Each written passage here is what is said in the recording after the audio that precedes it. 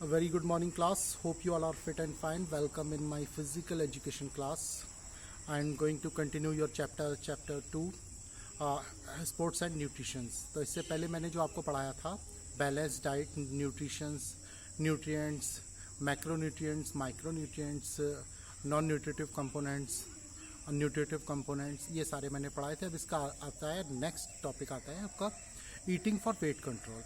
तो eating for weight control जैसा कि नाम से ही जाहिर है कि वेट कंट्रोल में आपको ईटिंग जो है आपकी वेट कंट्रोल के लिहाज से होनी चाहिए, और जो भी आप फूड लेते हैं वो आपके वेट को, ओवरवेट को कंट्रोल करें।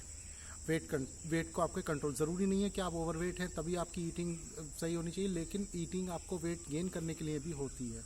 कुछ लोग बहुत दुबले होते हैं, बहुत ही वीक होते हैं, तो उनके लिए भी ईटिंग जो है अपने उनके वेट को इंक्रीज़ करने के लिए होती है, और इसीलिए इस टॉपिक का नाम दिया गया eating for weight control.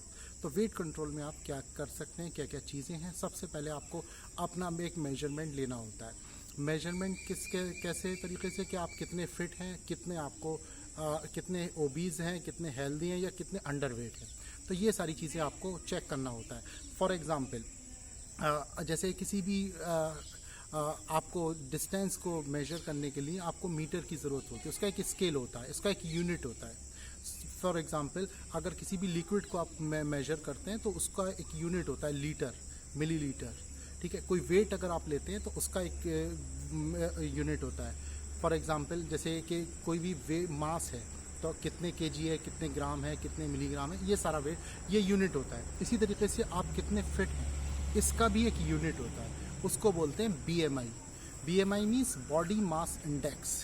Body mass index ये आपको बताता है कि आप कितने हेल्दी हैं, कितने अंडरवेट हैं, या कितने ओबीज हैं, कितने ओवरवेट हैं। तो BMI का एक कैलकुलेशन का फॉर्मूला होता है। तो जो BMI is equal to weight in kg divided by height square in metre.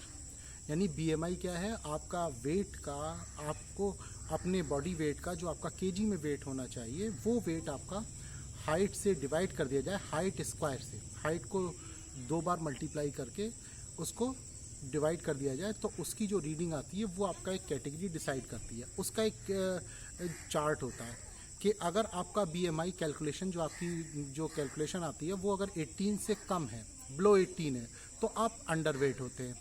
उसी तरीके से अगर आपकी जो है 18 से लेके 25 तक है, या 24.5 या 25 तक है, तो आप नॉर्मल है आपका BMI, यानी आप हेल्दी हैं, ठीक है। इससे ज़्यादा अगर आपका होता है 25 से लेके 30 तक, तो आप ओबीज की कैटेगरी में आते हैं। ओबीज यानी फिर वो ओवरवेट की कैटेगरी में आते हैं, ओवरवेट हैं आप थोड़ा सा। और उसके बाद अगर आप 30 प्लस हो जाते हैं तो आप ओबीज की कैटेगरी में आते हैं। फिर से बोल रहा हूँ, बिलो 18 जो है आपका अंडरवेट है, 18 to 25 आपका जो है वो नॉर्मल है, नॉर्मल कैटेगरी है, और 25 to 30 ये आपका ओवरवेट है। और ओवरवेट के बाद आपका 30 प्लस जो होता है, जो भी होगा वो आपका ओबीज में आता है। तो आप इस चीज़ का ध्यान रखें कि इससे आप अपनी बॉडी को मेजर कर सकते हैं, कितने आप फिट हैं, कितने आप हेल्दी हैं, और कितना आपको वेट कंट्रोल की ज़रूरत है, या वेट गेन करना है या वेट बढ़ाना है, ये आपका इस पर डिपेंड करता है। तो इसमें इस टॉपिक जो आता है आपका ईटिंग फॉर वेट कंट्रोल में, सबसे पहला होता है पिटफॉल। ये पिटफॉल क्या है वेट कंट्रोल में? अगर आप वेट कंट्रोल करते हैं, आप जो डाइट लेते हैं, डाइट तो मैंने आपको बता दी, लेकिन ये वेट कंट्रोल में जो आपकी जाता है पिटफॉल और डाइटिंग, ये पिटफॉल यानी जो प्रॉब्लम्स होती हैं वो क्या क्या होती हैं, बहुत ही माइनर सी चीज़ें हैं।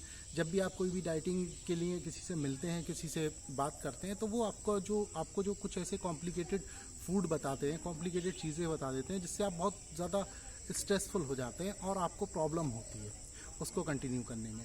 आप सपोज दैट आपसे कह दिया करेले का जूस पी लीजिए वेट कम करने के लिए, लौकी का जूस पीजिए, और वहाँ से जो है स्प्राउट्स लीजिए, तो आपको एक कॉम्प्लिकेशंस लगता है कि नहीं यार, हम इतना नहीं कर पाएंगे। ये बहुत सारी चीज़ें होती हैं जो आपके अंदर ये पिटफॉल्स क्रिएट कर देती हैं। और जो आपका फूड जो है, वो आपकी डाइट जो है, वो आपके वेट कंट्रोल के लिए बहुत बड़ा रोल अदा करती है। शुरुआत में आपको बहुत सारी प्रॉब्लम्स फेस करनी पड़ती हैं, बहुत सारी चीज़ें आप फेस करते हो, और बहुत सारे कमेंट्स भी आप फेस करते हैं। तो ये सारी चीज़ें आपको जब ये फेस करनी होती है, तो आपको बहुत सारे प्रॉब्लम्स, बहुत सारे क्रिटिसिज्म जो आपको मिलेंगे, वो आपको इसके लिए क्रिटिसाइज़ करेंगे। तो यही आपके पिटफॉल होते हैं जो आपकी बैलेंस डाइट को डिस्टर्ब करते हैं।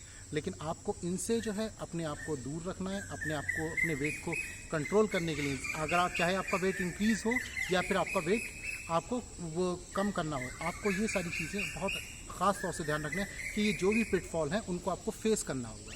ये आपकी ईटिंग हैबिट्स को बहुत ज़्यादा डिस्टर्ब करेंगे। शुरुआत में प्रॉब्लम्स होगी, लेकिन बाद में जब आपको रिजल्ट्स मिलना शुरू हो जाएंगे तो आपको फिर ये बेहतर लगने लगेगा। कोई भी काम करें आपको प्रॉब्लम्स तो क्रिएट होंगी।